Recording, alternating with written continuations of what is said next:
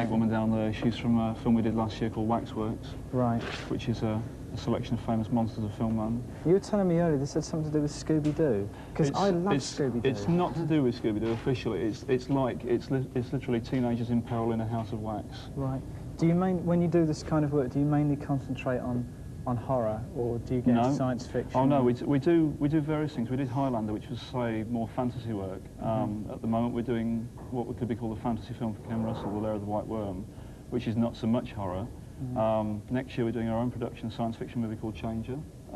We're hoping to do a thing called Myrtle the Mermaid, which is a children's film, which is all no blood and guts at all. Right. We're also doing Clive Barker's next film, which is a fantasy movie as well. So we don't like to do everything with blood, because we tend to find that you get earmarks for doing blood and guts films. Yeah. Can you, Jeff, you were telling me earlier, can you describe again what happens with this? Because this is disgusting. This is our tentacle from hell.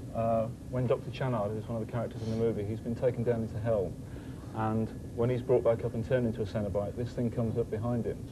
And I can't show it to you now, but these all close together, and this comes up straight out of hell, and it bends over and opens up, and this rather lethal-looking thing in here starts to spin around very fast and slams into the back of his head. And it then picks him up and carries him around for the rest of the film. It does him a nasty injury as well. It does. Well, it's supposed to be very controlling him, so when he later on tentacles come out of his hands, it's like they've come out from there and they're shooting out from his palms and doing nasty things to him. What's the basic material of this? It's polyurethane on the hands. We use foam latex for detail places, and then polyurethane for the larger scale stuff, all prosthetics. Right. You've got quite a few people working in this place. We've had about 35 maximum on this picture. It's been a very fast production, so therefore we've had to get a lot of people in. About Christmas time, we actually got rid of quite a few of them. They'll be coming back to work for us later on in other productions. Right. So if I was like a kid out of school and I wanted to get into this kind of thing, what kind of qualifications do you need? We don't take qualifications. We never say no to anybody. We try not to say no to anybody. Right. If anybody rings up, I'm seeing about 10 people over the next 2 weeks. Anybody, whatever age, whatever, if they're interested, if they've got something to show us that, say, will impress us with originality, technique, whatever, then we'll see them, have a look at their work and suggest, if they want to get into the industry, what they can do to change, make their work better, etc. That's fair enough, really. Yeah. Well, I don't like the attitude of a lot of people who think that the industry is a very closed section. This is the best, that you can get.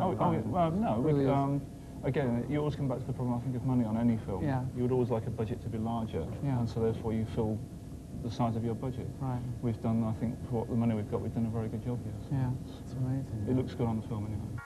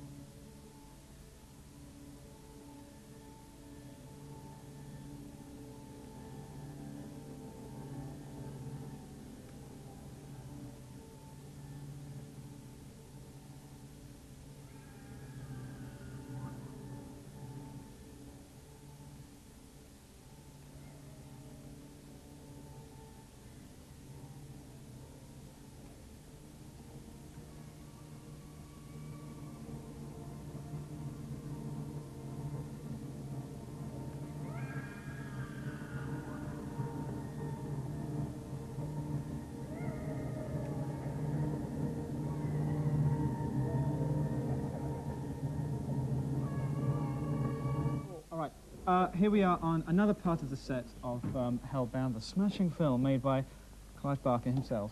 Can you tell us, since we're here in the labyrinth, what exactly goes on in the film? Okay, in the first picture there's this box which, when opened, gives the characters access to hell. And we see the creatures that come out of hell. And the second one, we actually go into hell. And this is they're taking it apart at the moment. But this is one of the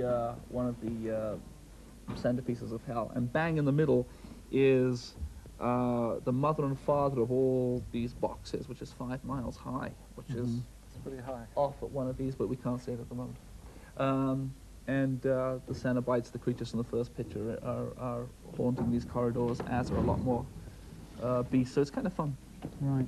Now, I wanted to ask you something, because I've read the Damnation game, and on the cover of the Damnation game, or the paperback version, Yeah. I'm a bit of a You only cheapskate. bought the paperback? Sorry, You only you bought know. the paperback? I didn't know. It says a quote from Mr. Stephen King. I've Yes. seen the future of horror, and his name is, what's your name? Clive Barker. Clive Barker. Now, if this is Yes, he if did. this is the case, Yes. how do you see horror going in the future? Is it?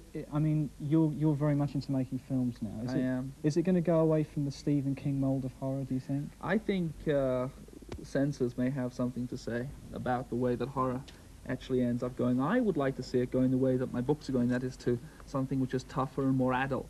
Then I don't like stalk and slash pictures, for instance. You know, 12 Californians being pursued by a guy with a machete. What, on the buses? On the I don't Cue like for a that clip. kind of I don't like that kind of picture. But I do like On the buses? I like intelligent horror, and I'd like to see strong horror. Well-motivated horror as opposed to sort of arbitrary kind of stalk and slash stuff. And I think we Brits might actually provide it in a way that maybe the Americans haven't. Right, that would be nice. Yeah, I'd be very proud of that if that could happen. The box. You opened it. We came. As a director, I always would love to ask, why do so many films always are really average compared to the books? I mean, there are just so many that. Well, it's come cheap out to that write way. books, you know. I mean, I can pick up my pen and a piece of paper, and I can write a book. It's going to cost money to produce it, but even the book will be relatively cheap to produce.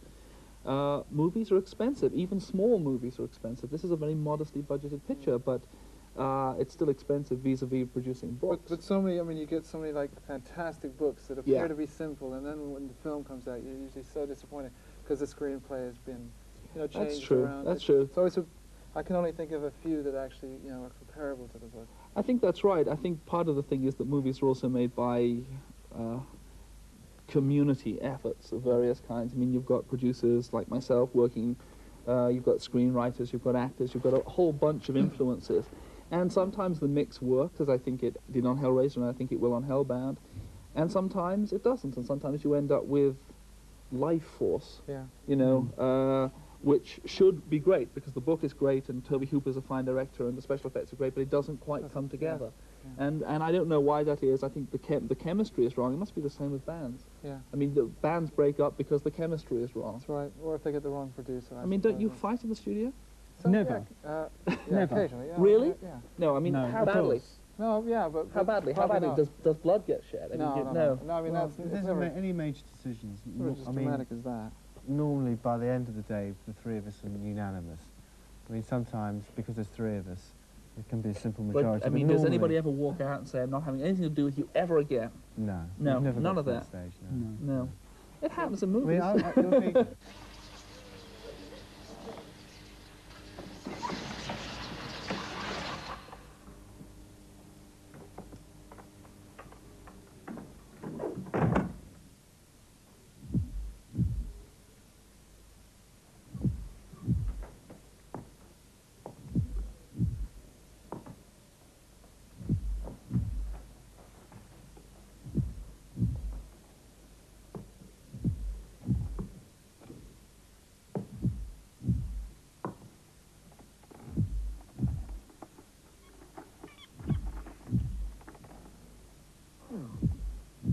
God.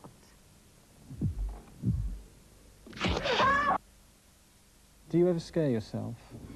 No, because this is Only in the morning. this is my yeah, that's right. This is my subconscious at work. I mean, it's like it's a weird way to put it, maybe, but they're sort of my children. You know, I mean, you would never write a line in a song and say, hey, where did that come from? That doesn't belong to me. It belongs to you because you put it down.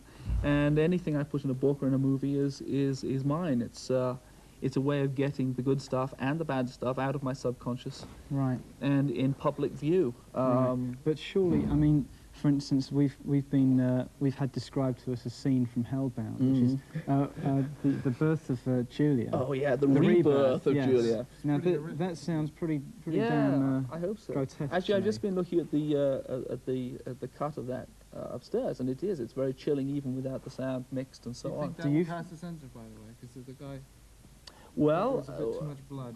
yes. What's too much?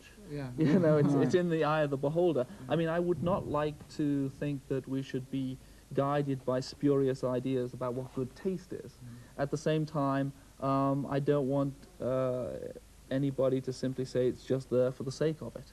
You know, what we're telling us a good story, and this is a moment in a good story, justified by that story. I mean, there wasn't anything in Hellraiser, I would argue, that was there just for the cheap sensation of it. There was a bit of censoring, was there? There was one little bit. We lost a short amount, but in actual fact, the BBFC, who are the censorship body here in England, are immensely responsible and responsive. And though they get a bad press every now and then from both sides, both for the censorship lobby and the anti-censorship lobby, I think they do a very good job. And they took only 4 seconds of Hellraiser out for the video, which I think again shows. That's right. Well, it's good though. Blinking, Yeah. Directing. blinking, you miss it. 4 seconds. Well, out of it's 2 nothing. hours. It's really nothing. And I think it's immensely sensitive of them. Have you had any real serious cuts in any of your experiences? Oh yeah, in Canada and Australia we lost great screeds. I think in Pakistan, for instance, the picture will probably run about 6 minutes. Oh, what's Hellraiser? This isn't for your eyes. I think that horror is like a branch of imaginative writing or cinema generally. And I go to imaginative cinema to see the imagination at work. I don't go to see a reality. If I wanted to see a reality, I'd turn on to EastEnders. I don't know, whatever was, you know. It's not very horrific though, is it? EastEnders? Well, I don't know, it has its moments. Yeah.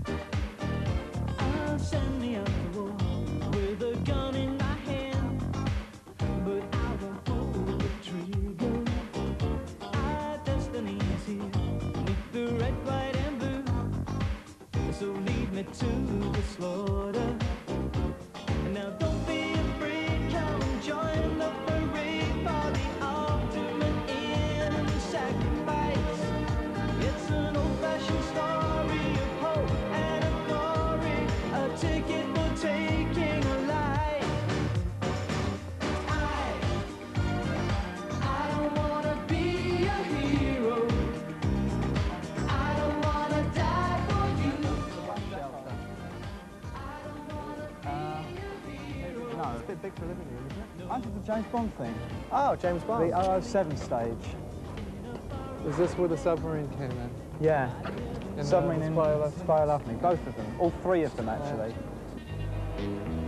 Stage D, the 007 set, cost £1 million to build. The most expensive studio set in the world, but paid for by this world popular series over and over again. Roger Moore, Agent 007 himself. And Barbara Bach, Bond's latest female complication in The Spy Who Loved Me. With them, the Bond producer, Cubby Broccoli. Where it all happens, the half-world the public rarely sees and often doesn't suspect exists.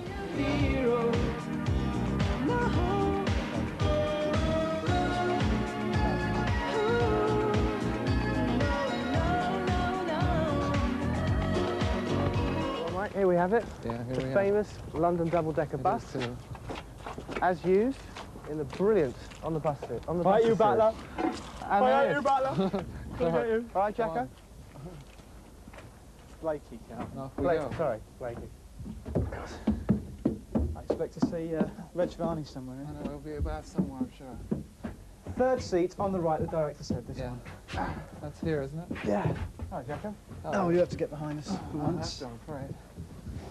Well, this is where it all happened on the buses, the legendary on the buses. Was one of our favourite films ever. Was the feature Yeah. film of On the Buses. Yeah, Mutiny on the Buses with the legendary Reg Varney. And actually, there have been a few films done with buses in them, haven't there, chaps? A few NAF films. Isn't there? Yeah. What was that, Summer Holiday? Summer Holiday, With yeah. Cliff Pilchard, which was not such a good one. So I like doing the stunts. Yeah. And what was the say other about thing? that? No, what was the other thing? The Double Deckers. It wasn't a film. It was just a NAF TV Oh, I used show. to love the double deckers. They never have kids shows like that anymore, do they? No, they only have things like, you know, Blue Peter and... Rainbow. Actually, I quite like Rainbow. Yeah, yeah. But films have actually played a very large part in our career.